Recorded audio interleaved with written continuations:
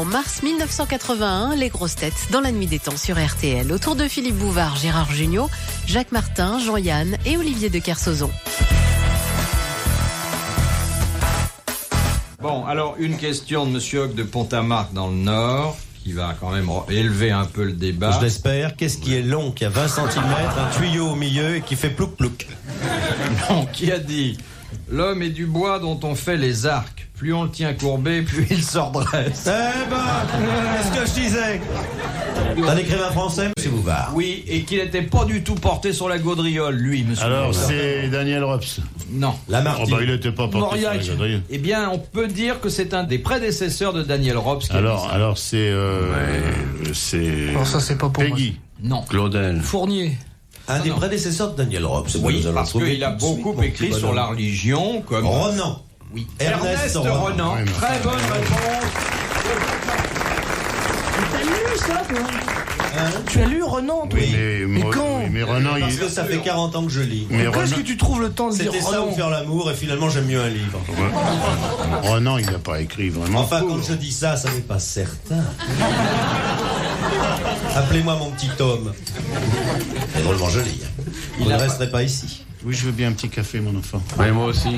Moi aussi. C'est pour qu'elle revienne. Ouais. Pas un café, moi. Un café, hein. Tellement gentil à cet âge-là. Commandez pas tout en même temps, elle reviendra plusieurs fois. Et puis quand vous aurez le temps de demander un Si on avait la sandwich... chance qu'elle soit orpheline, comme ça, ce serait charmant. On pourrait la loger. Tellement de jeunes filles qui arrivent à la gare de Lyon et qui ne sachent pas où coucher. Alors qu'il y aurait... Serions-nous un petit peu susceptibles de les protéger, les conseillers habilement. Les envoyer faire des promenades agréables au bois de Boulogne à partir de 20h pour les ramasser. Les portefeuilles qui tombent. Mais qu'est-ce que c'est cette histoire de bois de Boulogne? Parce que Alors, il faut que je t'explique. je suis pas bien au courant. Alors voilà, si tu passes un soir au bois de Boulogne, tu qu'il y a que t'apercevras d'une chose absolument bouleversante, c'est que les automobilistes français sont les automobilistes les plus honnêtes du monde entier. À partir de 20h30, des gens qui ont quand même travaillé des 8 à 10 heures dans les bureaux, spontanément, sans qu'on les force, se rendent au bois de Boulogne pour essayer leur phare. Phare code. Pour ne pas avoir d'accident lorsqu'ils emmèneront leurs femmes et leurs enfants au week-end. Et ben c'est ça la France. Et ils essayent leurs freins comme ça. Ils essayent les freins, ils ralentissent. Et s'il y a quelqu'un qui est là, spontanément ils ouvrent la porte pour lui dire je vous emmène. Et ben c'est ça la France. Voilà, c'est tout ce que j'avais à dire. Nous sommes un peuple extraordinaire. Il y en a même qui descendent pour aller aider des dames. À couper un peu de bois dans les... Oui. C'est pas les types qui en profitent parce que des fois il y a les types qui proposent à une dame vous voulez que je vous dépose quelque part? Oui, à 10 mètres. Alors on les voit, ils font 10 mètres à peine. Et puis elles redescendent. Bon, on est juste pour dire, mais c'est gentil. En réalité, ces dames sont des inspectrices de la route, car j'ai remarqué, une fois installées dans la voiture, j'ai remarqué qu'elles penchent très souvent la tête pour regarder si les pédales sont correctes. Le nombre de femmes au bois de Boulogne qui, pendant que le conducteur avance doucement, regarde si le gars met bien les pieds où il faut. Ah oui. Et surtout depuis... C'est étonnant ça, hein, Bouvard? Mais Bouvard, il est comment? Il est dans la voiture ou il est déguisé avec une robe? Il est à l'arrière. Il conduit avec les pieds. Ce que dit Jacques est très vrai parce que depuis quelque temps, il y a même des Brésiliens qui viennent vérifier s'il y a les pédales. Ça, et alors les pédales brésiliennes, là, il y a... Bah oui, quand même que les gens sont moins méchants que ce qu'on prétend. Il n'y a pas ça. Non, parce que les gens disent que... Il n'y a pas ça à Central Park, il n'y a pas ça dans les autres pays. Ça, c'est une fierté nationale. Ça. Moi, je suis fier des Français. Question de Madame Pardo de Viry-Châtillon. Est-ce qu'on peut commencer à l'anglaise, continuer à la suisse et terminer à la française? Eh ben... C'est filet. Non. Filet à l'anglaise. Est-ce qu'on peut commencer à l'anglaise, continuer à la suisse et terminer à la française? Boire, manger. C'est une action. Pomme de terre? C'est une action, oui. De culinaire? Sexuelle? Non. Sexuelle? Non, pas du tout. Non, il y a peu de questions sexuelles réellement. Non, il y a que des sous-entendus. C'est pas dans la cuisine? Ah, vous pouvez le faire dans la cuisine, mais ça n'est pas culinaire. C'est pas bricoler, les vis. Non, c'est la parisienne, ça, non, je confonds. On commence à l'anglaise, on continue à la suisse, on termine à la française. La fondue? Non. Prendre un repas? Non. C'est de l'ordre du bricolage? C'est plus près du bricolage que de la cuisine, oui. Est-ce qu'il y a absorption? Non. Tricoter? Oui, exactement. Bonne réponse de Jacques Martin. On commence un tricot à l'anglaise. C'est-à-dire qu'on monte les mailles avec deux églises. Deux églises. Quel dégueulasse. Ah bah ça, je voudrais le voir en train de tricoter avec deux cathédrales. Cathédrales de Chagrin. Avec un Colombin. À colomber les deux églises. On poursuit à la Suisse, qui est une façon de tenir ses aiguilles. Et on termine à la française. En jetant le tricot. C'est la méthode la plus couramment utilisée pour arrêter un ouvrage. Oui. Mais là, parce qu'on termine à la française. Avant, on ne savait pas terminer les tricots. Non. On restait avec les aiguilles. Si, pendant des siècles, on a gardé les aiguilles. Oh là là. C'est comme les roues carrées. Oui. Bah, tu sais, le premier mec qui a eu l'idée de faire la roue ronde, c'était pas un imbécile. Hein. Les grosses têtes dans la nuit des temps. Monsieur Renouf de Caen, quels sont les 3 arts martiaux français? La boxe française. Oui. La Le savate, bâton. La canne. Bâton Le et la bâton canne. et la Très canne. bonne réponse de Jacques Martin et de Gérard Jugnot.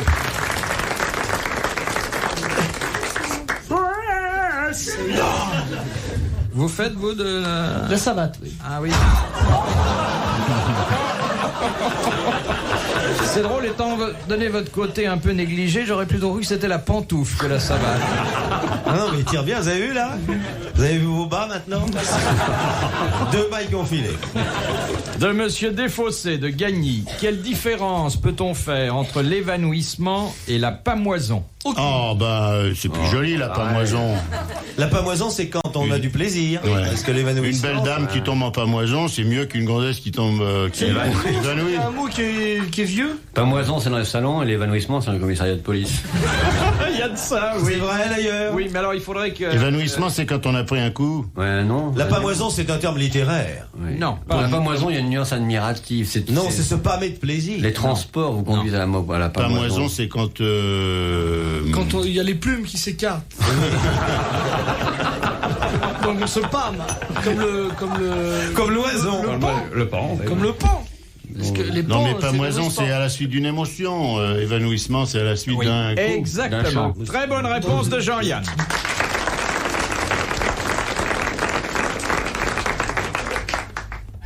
J'hésite à vous poser la question suivante. J'ai peur que ça dégénère. Bon, Oh, comme si vous ne l'aviez pas fait et proposé pour ça. Hein? trouvez la réponse. Madame Bugnot d'Anglure, dans la Marne. Comment ça s'appelle? Marcel, enlève tes anglais. Ça s'appelle Bugnot? Bugnot, oui, pas Junio, Bugnot. Ah ouais. Oh, si tu me fais voir ton bugnot, je te montrerai mes englures. C'est pas ça, tirer les premiers, messieurs les englures, non? Ouais. Quelle est la différence de comportement sexuel Ça va être de notre faute encore, ça. entre un castrat et un eunuque?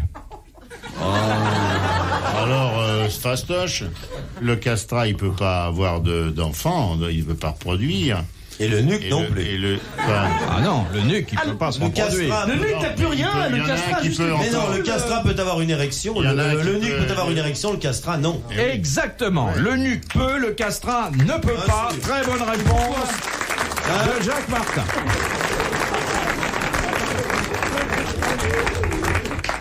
De Monsieur Fournier d'Annecy. Quelle particularité possède le palais royal d'Amsterdam? Il est en manque, là. Il lui faut sa piqûre, là. Vous connaissez le palais royal Là où ils font le gruyère. Affirmatif. Il est d'ailleurs, il n'est pas à Amsterdam, il est à La Haye. À La Haye. La Haye. Je dirais même plus, il est à La Haye les Roses. Et quelle est la question? J'ai pas écouté. Ça fait rien. Passez-moi le carton. Mais non, je veux pas vous. D'ailleurs, vous regardez. Il a une certaine forme. Non, non. C'est quoi la C'est question? quoi la question?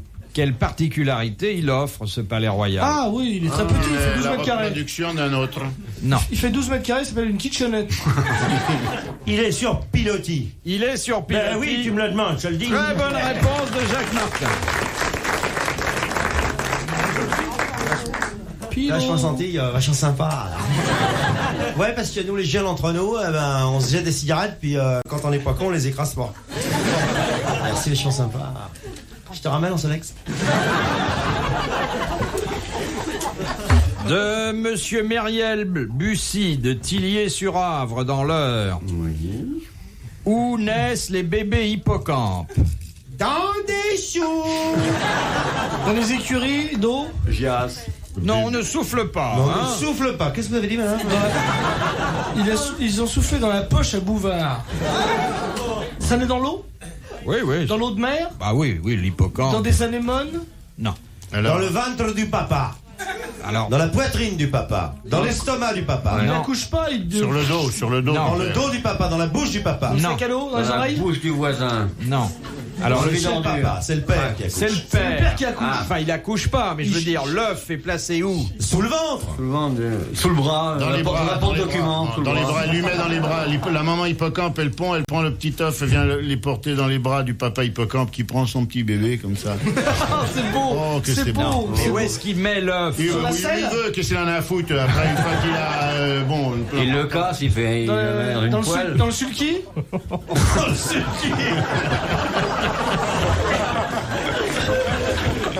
Hippocampe, ils sont dans une membrane qu'il y a là. Oui, c'est-à-dire une poche. Une poche. On le dit depuis des heures. Poche à œuf. Oui, bah, On c'est met- le kangourou des mers. Oui, on met le petit Ça, œuf d'hippocampe et puis au bout de quelques jours, l'œuf éclot. Combien de jours? Je sais pas. Ça grossit de combien de centimètres? Excellente réponse collégiale.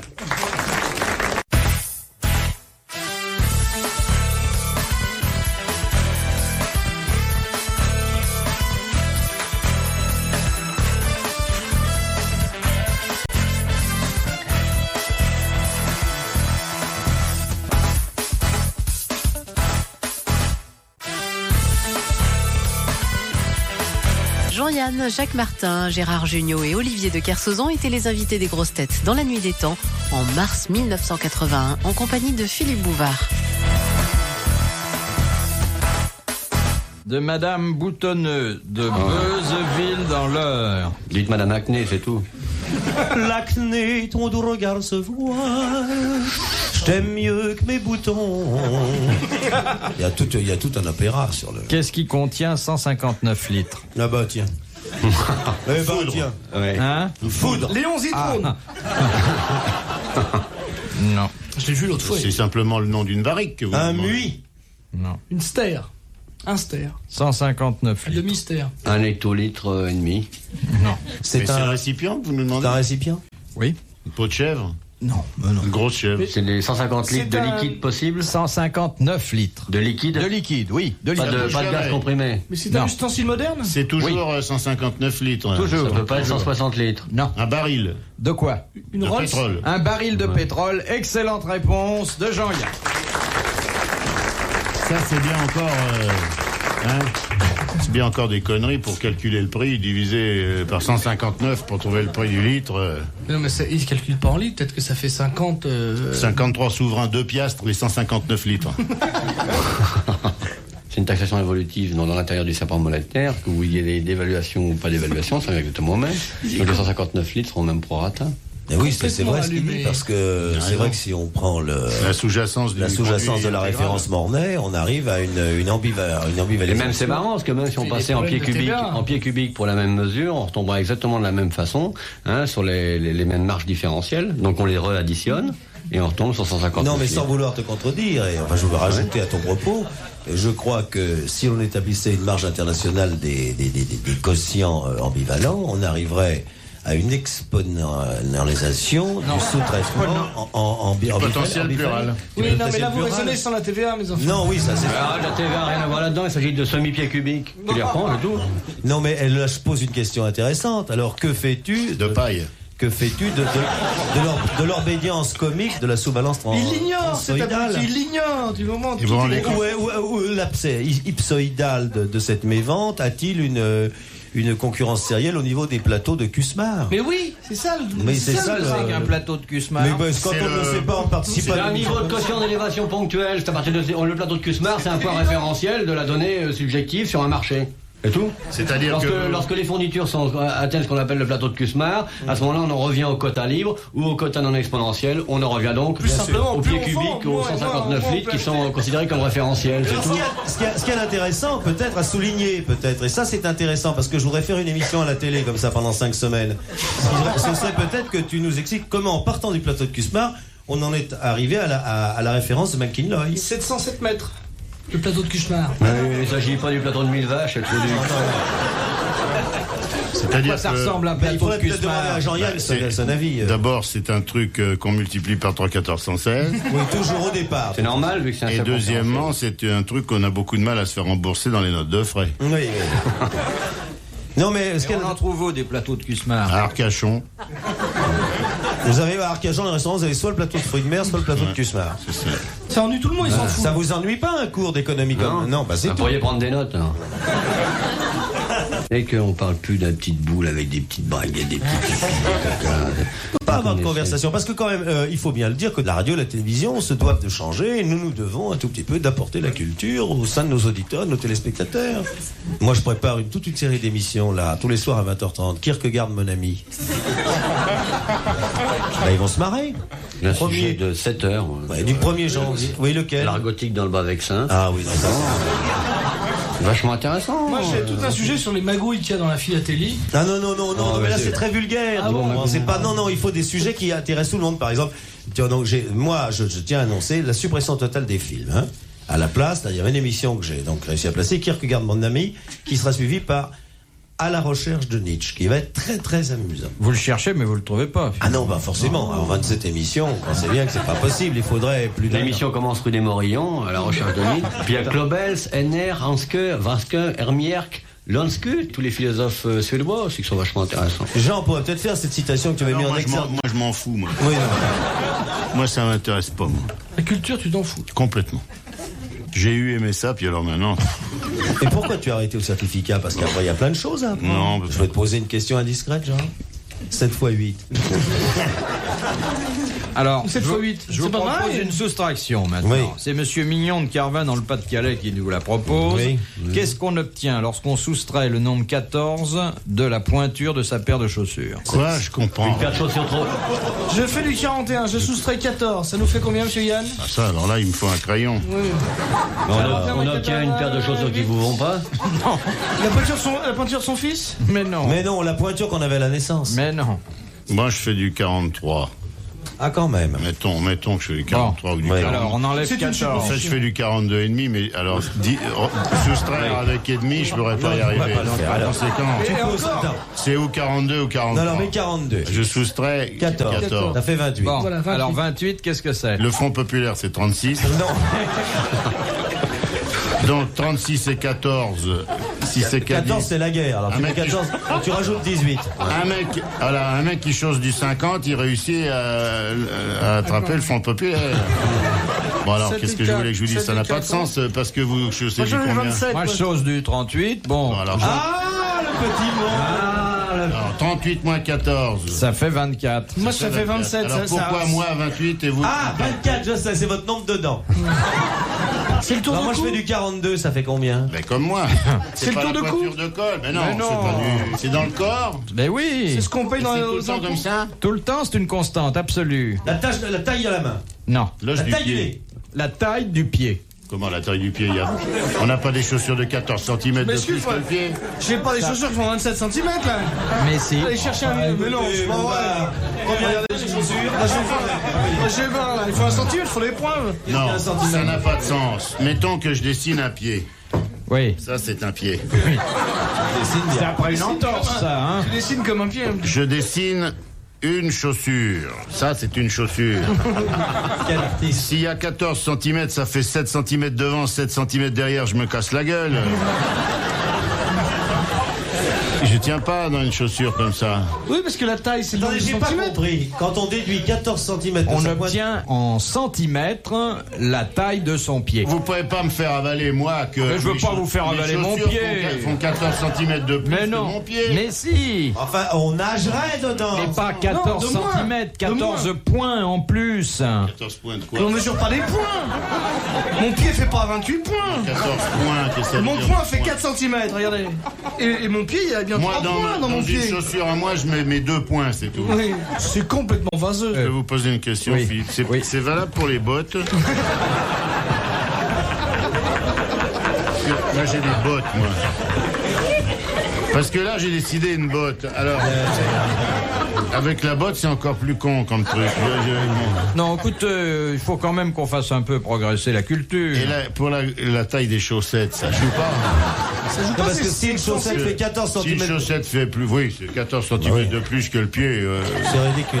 Elle remonte plus haut, à ce moment-là, elle sert Quand de on dit je chausse du 42, ça veut pas dire c'est 42 cm. C'est ça que vous voulez pas vous mettre dans la tête. Alors moi, Ce qui mes serait pieds, beaucoup plus clair, c'est que les points correspondent au centimètre et que connaissant la taille du pied, on demande des chaussures du 28, par exemple. Exactement, ce serait plus logique, je ne ce vous le serait fais pas plus, dire. plus intéressant. Alors savez- attention, d'abord, c'est en taille italienne qu'on faut déduire. Est-ce que c'est valable en Moi, taille moi, italienne? j'achète des chaussures américaines Oui, monsieur. qui sont la traduction des tailles italiennes. En Italie, je fais du 8. Moi, je fais du En 8 Amérique, du 10. Donc, en Amérique, c'est 2 points de plus qu'en Italie.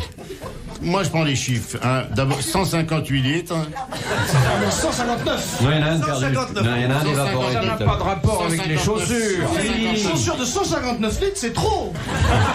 Combien un baril de 159 litres contient-il de chaussures du 10 taille américaine, 8 italien, Il faudrait demander à Renault. en français, sachant que 14 points ôtés de la chaussure française donnent la longueur du pied.